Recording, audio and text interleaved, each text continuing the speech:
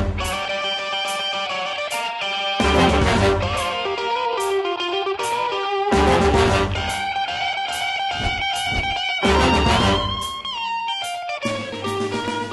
everyone, welcome to Gordys Gasbags episode 16, Thursday night, heading right into our Anzac weekend. Looking forward to that. Corona will be out in fine form this weekend. Corona also in fine form this evening, and I'll tell you why. I've had to stay up beyond my bedtime to catch up with someone that chose to go and live on the other side of the world, none other than Daniel's son, Dan Ryan. How are you, boy? G-Train, very good. Thank you for staying up late, mate. I really appreciate that because I suppose it's lunchtime here, so absolutely acceptable to have a beer over no food at all. So thanks for that, mate. Appreciate it. It seems that we bring that out in each other. Well, we do. That's what good friends do, isn't it? So yeah, why not have a beer and chat some netball and whatever else wherever else it might take us. Who knows? Well, this is true. We could be here all night. Hey, I do have my dressing gown on. Nice. Purpose, though. There's a reason. Yep. If it's fluffy, fantastic. Well, it is actually, and you'd probably be more serving your purpose. I'm in Perth and it's quite hot still, so it's actually covering up something. When was the last time? Can you remember the last time when we caught up? I do actually. It was over the Christmas break in Perth. Christmas! Oh, rack off, literally. Yeah. Christmas. Oh. That is a good look on you, G-Train. Toot, toot. Yes. Do you think I can just hang in there with this? There you go. I think so. I like it. It might disturb a few people. It's about the same as normal, but anyhow. Yeah, we caught up over Christmas. We did. It was great to catch up, and we tend to do that whenever we can, Right. and talk a bit of nonsense. So yeah, good times. All right, so let's go straight into where you are now, because people are probably, they know you were left with the Adelaide Thunderbirds, and then what was next. So you're over in Leeds in the UK.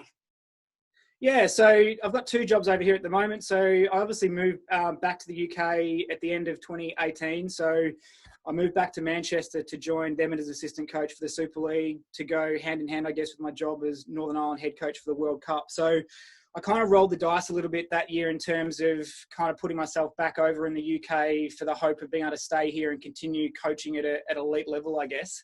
And obviously took a few hits financially and that kind of stuff. But as it's turned out really well. So Leeds Rhinos are a rugby club that anyone, I guess, in the UK or across the sporting globe would know as a really successful franchise and organisation. They now have a licence to have a netball team. So similar, I guess, to like the Collingwood Magpies or Giants setup, which is really cool over here.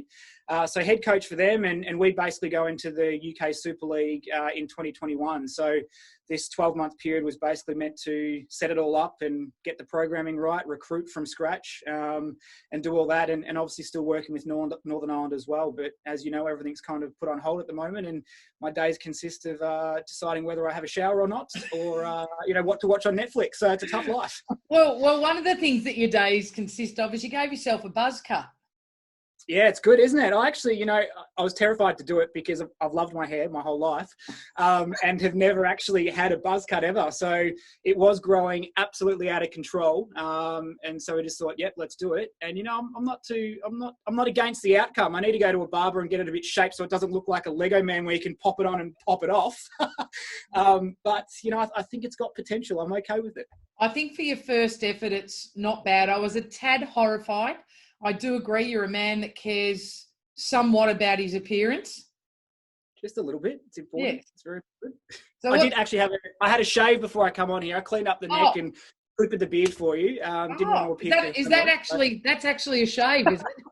Yeah, it is. There was a few grey patches popping up, so they need to be removed. So, self-care, very important in isolation, G-Train. Yes, I agree. Hey, now listen, let's just talk about where you're living. It looks like you're a giant in a small house. Yeah, I'm pretty much in an attic. So I call this part of the house the cubby house. This is what I've turned into my home office. So there is the window out there and some of my coaching notes, etc. Go back. Show us your coaching notes. Absolutely not. It's a secret. No one needs to know that stuff. It's how you lose 27 games in a row. All the points up there. But no, it's a really cool little place. We basically are in the top floor of like an apartment block. So it's basically a loft, and it's probably the most quirky or abstract place I've ever lived in. But really cool little cubby that I've called now my home office. So it's a great place to live. You made a lot of friends over in the UK, and I know it's a special place for you. You hadn't spent a lot of time in Leeds before, had you? This is a bit of a new part of the UK for you to explore. What's it like? Yeah, first time living in Leeds, obviously. It was Manchester before that for 2 years, I guess. Leeds is awesome, and it's probably the first time living in the UK now that I feel like I'm living in an actual English village. So getting that real traditional English feel. And what's actually been good about isolation is our lockdown is pretty extreme here. So you're allowed out of the house once a day for exercise. So I'm running every day and finding all these unbelievable running trails in the woods, which are literally like out my back door. So it's an awesome part of the country to live, and really kind of refreshing from always living in the city centre, which I've done a long, long time. And I obviously grew up in country Victoria and Little River, so I'm used to the outdoors and open spaces. And so I feel really quite relaxed and at home here. It's a really cool little place to live. It is a contrast from when I came over and saw you over in the UK and when you were living in Manchester. Very big contrast. We basically lived above a nightclub, and it was quite intense. And we had a really nice early morning meal at Chinese from memory, G-Train. So yeah, Manchester delivers all sorts of good times in many different ways. It does indeed. Hey, let's go back to little Dan. Little Dan, huh? Well, littler Dan. Did you love your hair back then when you were a kid? Oh yeah, I wanted to have haircuts like the people on Home and Away. Like I had long hair, I had a part, I had an undercut. It was awesome. My brother had really cool hair. He got dreadlocks one time. I didn't want them, but I loved his hair. It was just something that I always really liked. And yeah, we had some weird cuts, and mum used to cut our hair. So she would give us the really high undercuts, and there weren't bowl cuts as such, but yeah, no, she did a good job, Helen, in the kitchen back when we were kids. Well, I mean, it looks like you've had a bowl cut this time around, to be blatantly honest with you. But anyhow, hey, tell everyone a little bit about your family, because you're from a family of 4 boys. Yeah, so 3 brothers, so 4 boys and mum and dad, and we grew up in Little River, which is probably halfway between Melbourne and Geelong. So Geelong, I guess, is probably what we called home and where we went to school and that kind of stuff. But we grew up on 10 acres, so real kind of rural country kind of upbringing, and had a huge amount of paddock space out in the backyard, and we would have played every sport under the sun, and had lots of animals and that kind of stuff, and just a really cool life. And obviously dad was a police officer, mum was a nurse, so you know, we had lots of opportunities as kids to get out and play sport and do whatever we wanted to do. And as we've gotten older, my brothers and I have become really, really close. We probably spent most of our childhood trying to murder each other. My first oldest brother, Tim, who's a couple of years older than me, I remember during winter, we used to have like massive downpours, obviously living in Victoria. And we had this ditch in the driveway that used to fill up with water, and would go swimming in it. And I vividly remember countless times almost drowning in that ditch from my brother holding my head under there. So it was a fight for survival. And I think that's why I probably grew up so competitive, because if you don't fight back, you die. So fond memories, but we're now really, really good mates, and all doing very different things, but really supportive of each other, which is cool. Yeah, great bunch of brothers, good looking family. And you're right. I think you get that competitive edge, not just coming from the country. I always say there's something in the waters of country children. I'm not quite sure what it is, but they breed some damn good athletes out of the country. Yeah, they do. And I think it's, you know, when you live in the country, you've got to create your own fun. So you've got to get outside and get amongst it. And I remember vividly playing all sports with my brothers, and even making them play netball with me out in the back paddock. And my youngest brother, Mark, he was a professional golfer back in his day. And what I actually used to make him do when we were younger is I'd pay him 50 cents to play me in netball. So we'd play first to 15, and I'd let him be 13-0 up, and it would be the first to 15, and I'd still win, but I'd have to pay him to play. And I remember the kid doing that all the time, and he had a massive collection of silver and gold coins. And as our teenage years went on, I tend to steal that money off him. But there's some really fond memories there of when we were younger and having to entertain ourselves in Little River. It's been well documented, Dan. You know, like you loved your netball from very early on, and your mum played, didn't she? Yeah, so mum was a sprinter actually back in the day as her first sport. She used to actually run against Raylene Boyle. So I guess sport at a high level was in the family, and she played netball about 3 times a week in Werribee with a lot of all her friends around her own age, where they had their kids at school and everything. And I just remember being dragged to a court in a pram, watching mum play, and then getting out and at halftime wanting to grab the ball and shoot goals. And that's kind of how I was introduced to it. And then mum used to watch it quite religiously at 5 o'clock on the ABC on a Saturday afternoon, and I started watching it with her, and then obsessively taped all the games and watched them almost every day throughout the week until the next game came. And I learnt all the players' names, I learnt all the stats of the teams and the histories, and it was just one of those things that you get obsessed about, and I loved it. And probably by the time that I was, say, 10 or 11 or even younger, to be honest, I could imitate every single shooting style that there was out there. I could tell you everything about every single player, and just loved it. And it's obviously something that my mum and I really had a good connection with, and so we're still really close today, and that's kind of really special. But all my brothers played as well, and even from a young age, I remember being out in the backyard, and I would commentate games. I would be Steve Rabud throwing to Anne Sargent. I'd read out the lineups, and then I'd throw the ball to myself in the backyard, calling the play. And I'd either recreate games that have been, or I'd create my own international test series or whatever it was. So, I think everyone knew from an early age what I wanted to do. And, it's quite cool that I've been able to, I guess, turn such a real love and passion into a career, be it in, media and commentary or coaching now, and also playing as well. So, not many of us get to do that. So pretty fortunate. But yeah, I started off as a random young child, that's for sure. Well, as that random young child, obviously you've ended up with 2 streams. Did you realise back then I want to be a commentator or I want to be a player? Was it just, which one was it? Or was it just, I'm going to be both? Yeah, it was both, I think. Initially, it was playing and commentating. And my 2 dreams, I remember at grade 5, we had to write a back page of a newspaper. And I've still got it today, and it's back home at mum's. And, the headline was, Dan Ryan to captain the Australian men's netball team. And that was the dream at first and foremost. And then by I got about age 8, I reckon probably before that, my dream was to be a sports commentator at the Olympics. And Bruce McAvaney was the hero. So, I remember getting a broomstick and running around the driveway calling the Melbourne Cup, just ridiculous stuff like that. But I knew very early on what I was passionate about, what I wanted to do, and I guess where my skill set lied, and I followed it as far as I possibly could, I guess. But yeah, I knew from an early on age, and to be honest, coaching was never really something that I aspired to early. It was something that I fell into because I couldn't get a job at Hungry Jack's, so I needed a job in high school. Actually applied for a job at Hungry Jack's and didn't even get an interview, so I'm like, I'm in all sorts of trouble here.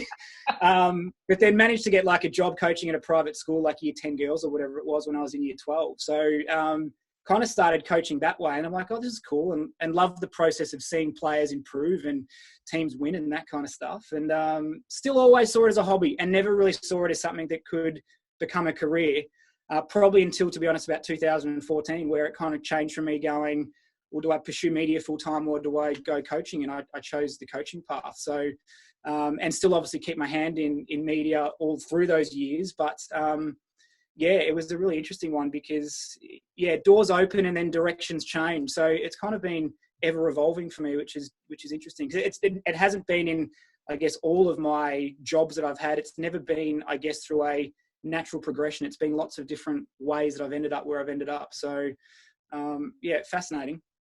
Do you love one more than the other? They're both really different, aren't they? And you'd obviously know coaching and commentating. I think what I love about commentating first and foremost is that you are 100% in control of your own performance. Yeah. So if you have a shocker, it's your fault. If you do a great job, it's a pat on the back to you. So you know exactly, and preparation is everything, and your depth of knowledge and all that kind of stuff, and feeling the moment. I love the storytelling element of commentary, but I love that it's on your shoulders. So the adrenaline rush that you get and the pressure you get from going, I've got to nail this, and you do, and you're like, this is awesome. So I love that because you got full control. Coaching's a little bit tougher, isn't it? Because, as we know, there's only so much we can do as coaches, and a lot of it's all about the work behind the scenes, the preparation, the hours of planning, making sure that you've skilled the players with everything they need, you've ticked all the boxes, and then eventually come game day, you're basically handball it over for the players to finish it off. So you're in control, but in reality, your hands are almost in the face of your player's ability to get the job done, with obviously your influence at certain times as well. So, and I think that's a hard thing that I've probably struggled with coaching now that I've stopped playing, because as a player, you've still got power to influence and get things done yourself. Whereas a coach, again, it's your ability to influence and lead and kind of infiltrate without actually being able to physically do it yourself. So it's an ever evolving process in getting that right and getting comfortable with it, because I think as coaches, you need to kind of be able to put your hands up and go, I've done all I can here and I can sleep easily, or whatever it might be, whether you've done well or done not so well. Because, yeah, it takes a big effort for it to all work well. How much have you grown or evolved since being told that Thunderbirds was no longer your team? Enormously, to be honest. And I think, to be fair, I probably only this year am now seeing the enormous growth that I've had because I've been able to let go of the experience. I think the experience in many ways. So you say because you've been able to let go of the experience. So why? What happened? What's made you let go?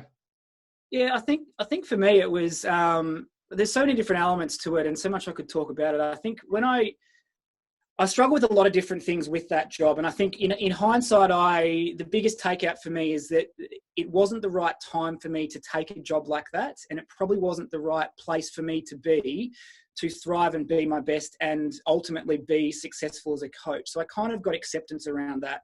And I know that the time that it came to make a decision whether I took the job or stayed in Manchester, continued working with the England Roses like I was doing, it was at the time the hardest decision that I ever had to make, because I'd grown up my whole life being a high achiever, going from one opportunity to the next, getting this job, getting that job, for externally things looking like I was living the dream as such. But I don't think at that time I had the courage to not take the job, as opposed of the courage to take the job, if that makes sense. Yeah, so there was a massive part of me that knew that I had to stay in Manchester because I was on something good. I got the team to the grand final in my first year. A lot of those players went on to, I guess, win gold at the Commonwealth Games and really have an impact on a lot of those players' careers. It was a great club to work with. I was working with Tracy at the England Roses and getting good opportunities there. And when you look back on hindsight, I'm like, why would I leave that where, again, I was in my early 30s. I'm only 35 now. So I got the Thunderbirds job at 32. And then the reality of my experience leading up to getting that job was I'd coached one season in the UK Super League as a 31-year-old. And before that, I had 1 year head coaching in A&L, and the rest were state league positions as a teenager or in my early 20s.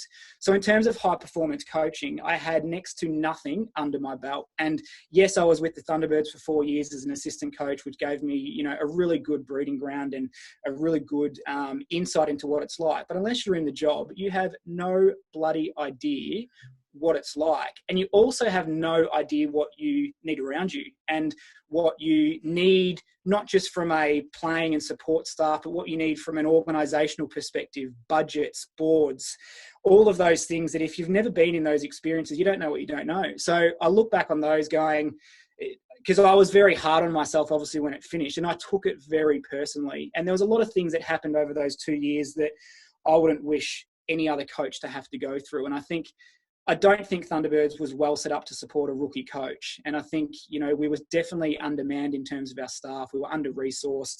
Budget cuts were happening all over the place. And at the end of the day, it falls on the head coach because they're the face of the team with the playing group. So, you spend most of your time protecting your players and protecting your team. And, for me, I felt incredibly isolated and alone in that job.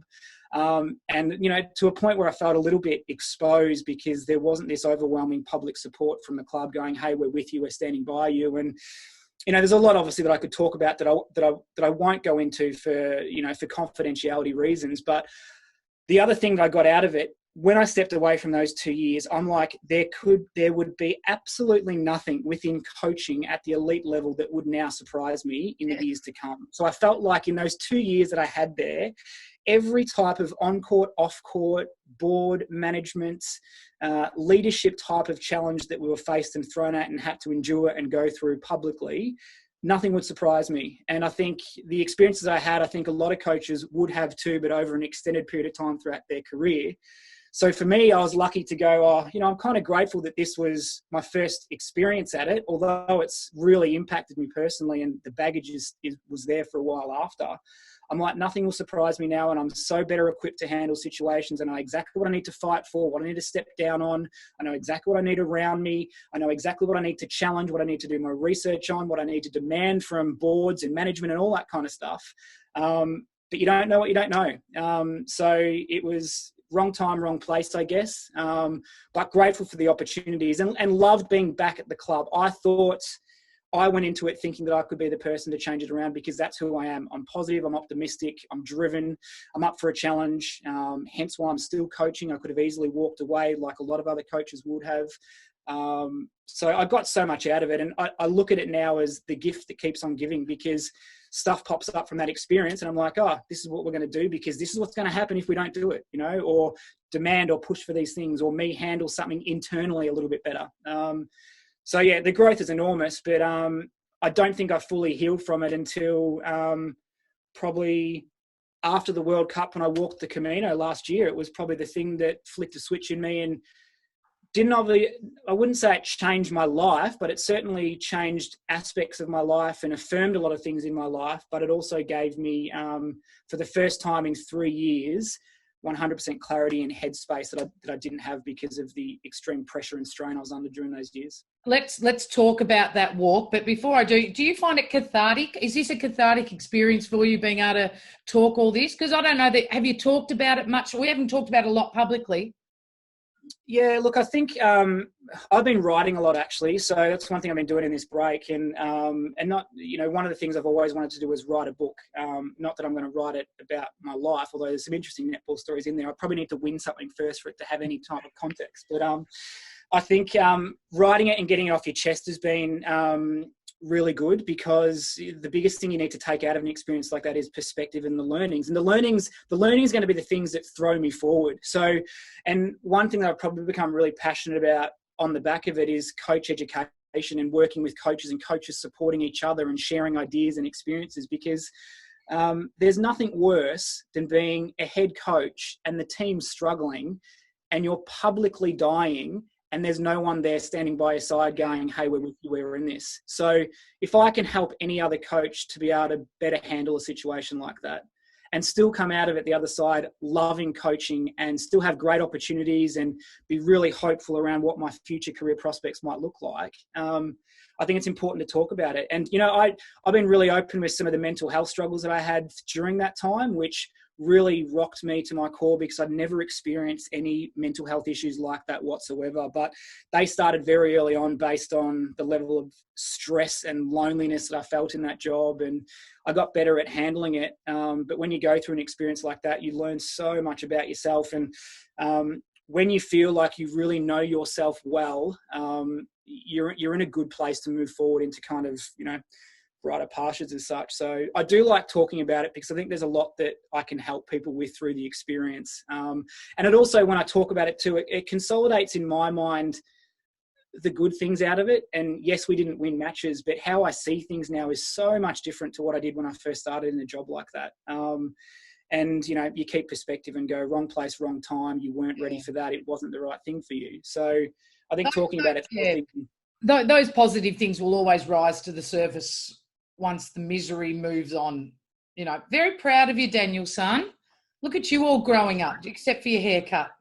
No, it's grey, so I'm definitely growing up with the grey hairs, but you got to look after yourself. So, you know what I mean? I do know what you mean. Hey, so let's talk about this walk that you went on. So talk us through, you always wanted to do the Camino Trail, correct? Yep. There's a bucket list item for you. And so you packed your backpack, 13 kilos. Is it 13 kilos? Yep. Should have been 7. Big mistake. So you took it. What was the additional 6 kilos in your backpack that you should never have taken? Probably everything I didn't need. So I'm like, we'll have nights out on the Camino, so I better bring a good pair of shorts. I better bring a nice T-shirt. Got to bring the hair products. I've got to bring all that stuff. And then by the time you're walking and you see the first bit of accommodation that you're staying in that night where you're sharing it with bed bugs and fleas and rats, you're like, yeah, there's no place for these nice things. So you throw it all out. It was like, when you think about it, so hard to pack for like an experience you got no idea what you're in for. And the reality is you bring 2 pairs of shorts, 2 pairs of jocks, 2 pairs of socks, 2 t-shirts, maybe something warm, headphones, bit of a first aid kit, toiletries, pair of shoes, end of story. Like, you don't need anything else. And the whole idea of something like that is to strip everything back and go with the bare essentials. And it makes you reflect on so many different things in your life. And I remember like that first day, like it was such an internal battle for me to throw out a good pair of shorts or a good t-shirt that I bought with me. It probably cost me a lot of money. I'm like, I can't afford to not take this. But you're like, we have so many things in our life that we don't need. So why do we have them? So get rid of them. So whether that's, bad relationships or too much clutter or you're hoarding crap that's not needed, like just little things like that makes you reflect on. So I then, with every item in my bag, probably after that first week, I'm like, is it better to have it and not need it than to need it and not have it, and try and make a decision on every single thing? So that was crazy. But I mean, like the whole process of walking the Camino is you put a backpack on and your only commitment every day is to walk. And there's no set distance. There's no requirement that you have to walk to this village or walk that many Ks. You stop when you want to stop and you keep walking. And it was such a bizarre experience, but so like powerful and social, a really authentic way to see Spain. And I remember the very first day, like I was so excited to start walking, and it was a 28K day, and I've got the 13 kilogram backpack on, and like an hour in, I'm like, my back is bloody killing me, my lower back. I'm like, I'm in all sorts.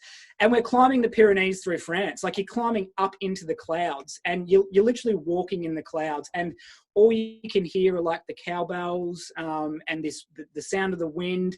All stuff that you would not pay any attention to, but because that's all that's going on, it's what you kind of drawing your focus to. And then you start listening to the sound of your feet on the ground, you get into this kind of meditative state. It was really awesome. And I mean, so many stories out of it, but I think probably the biggest one for me was, I felt like I lost a lot of confidence as a person after Adelaide. So I kind of took it really personally. And I probably got a little bit anxious and started to think that I was the results that we had. And I really struggled with a lot of aspects of my life because of that. And a part of doing the Camino was to walk away from it. So kind of a metaphor is you're walking towards something in the Camino. So I was walking away from some baggage that was holding you back, and I'm walking towards like a brighter future as such. And probably the biggest thing after that first week, I felt like every single day, my confidence was coming back more and more and more, which was just an unbelievably powerful feeling. And it's really hard to describe, and it probably sounds really stupid, but I could just feel this energy kind of coming into me going, oh, I'm coming back here. I'm coming back. And then what always happened randomly to me is that I'd be thinking about something in my head, but thinking really clearly about it. So you might be having a conversation with the ground, which happened all the time. Like, you spoke to yourself out loud. I'm like, are we okay here? And you're having this great conversation.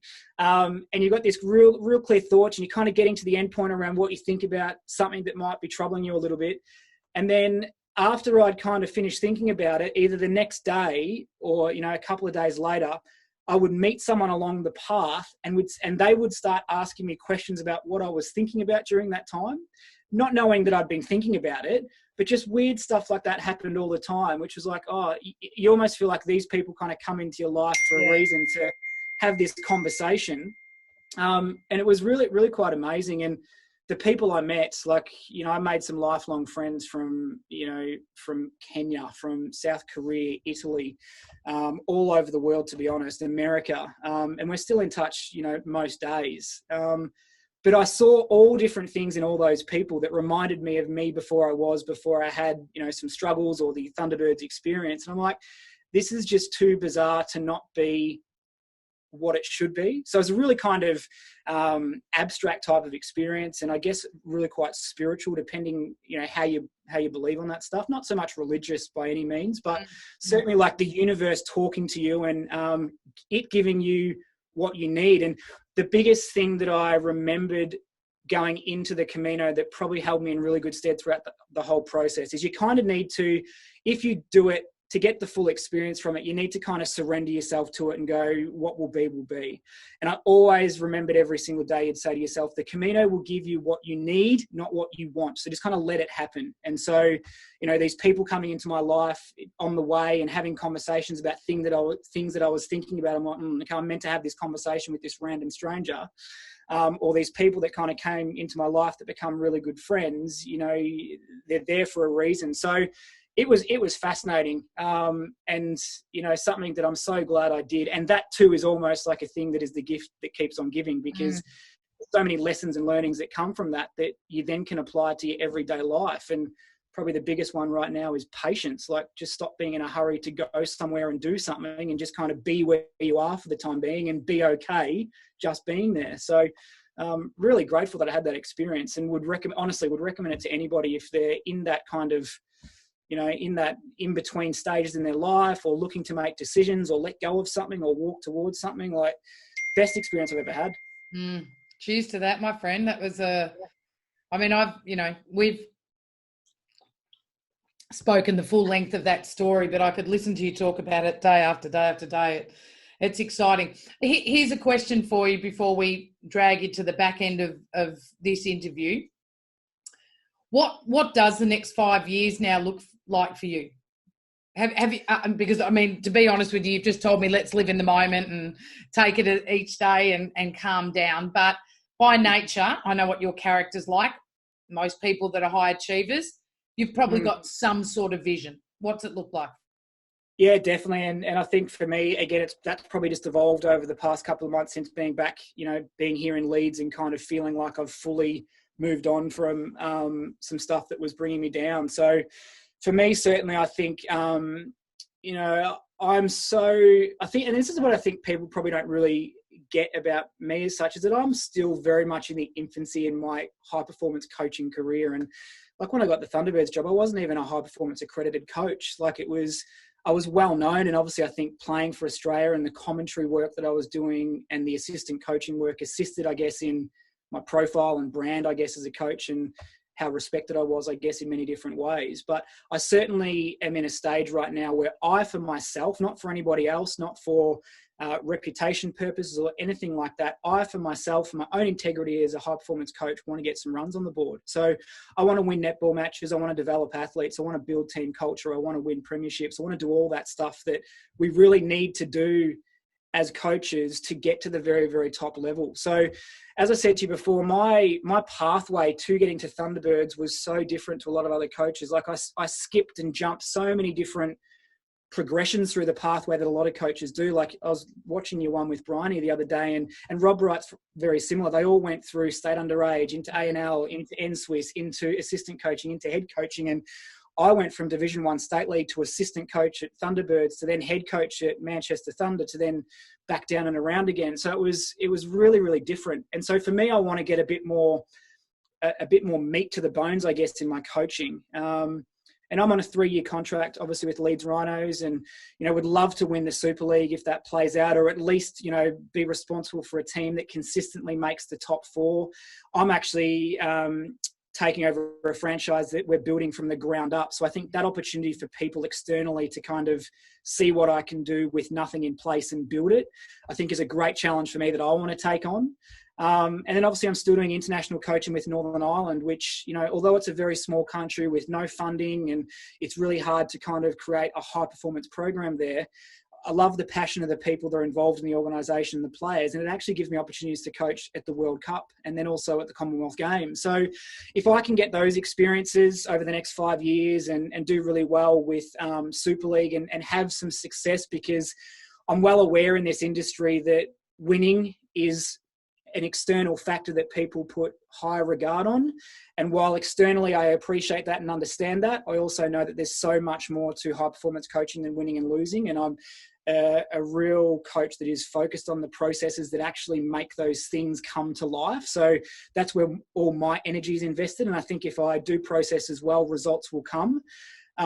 So I guess in an ideal world, like by the time it comes to end, I guess, my innings here in the UK, it's hopefully a couple of World Cups and a Commonwealth Games under my belt, and good 3-4 years coaching in the Super League, and hopefully some more premiership wins there, or at least, winning more than losing, I guess.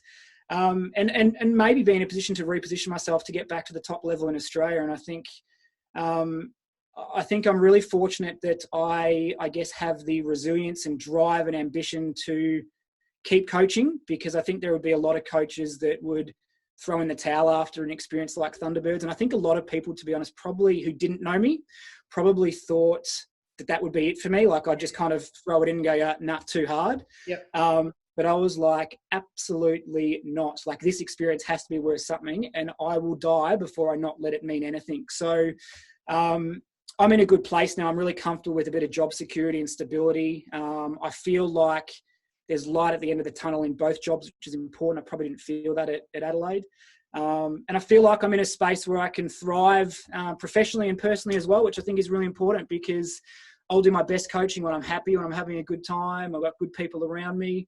Ultimately, look, to answer your question in a long-winded way, I'd love to get back to the top level in Australia, and certainly, everything that I choose to do, I want to be as good as I possibly can and work at the highest level, and, hopefully doors open at Suncorp in the future. But if they don't, I'm certainly going to do everything in my power to give myself the best possible chance. But probably more importantly, I'm in no hurry to do it. And I think one thing that I'm really determined with a bit of self-discipline is I'll do it when I feel the time is right for me and it's the right place for me to be my very best, because I know me at my very best is good enough. So that's kind of the plan. And just, like I said, at the moment, just enjoy being where I am at the moment.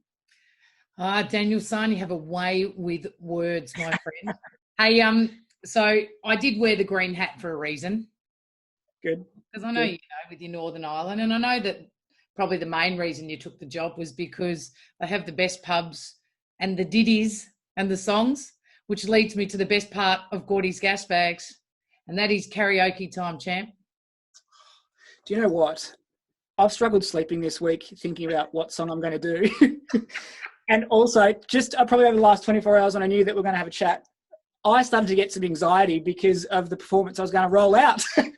So the heart is pumping a little bit faster right now, and I've only had a few sips of the beer, so it's definitely not the beer. What are you going with?